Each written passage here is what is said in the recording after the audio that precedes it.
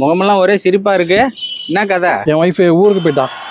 செம்ம ஜாலியா இருக்கா மச்சான். உனக்கு என்னப்பா, உன் பொண்டாட்டி ஊருக்கு போயிட்டா, நீ ஜாலியா இருப்ப. எனக்கு ஹலோ சொல்லுமா. வந்துட்டேமா, வந்துட்டேன் மச்சான். பையா மச்சான், பையா மச்சான் போறான் பாடுறா பொண்டாட்டி பை இந்த லூசு பையா. அப்ப சாருக்கு பயம் இல்ல? பயமா? ஹலோ, அங்க சாப்பாடு அங்க வந்தம்மா.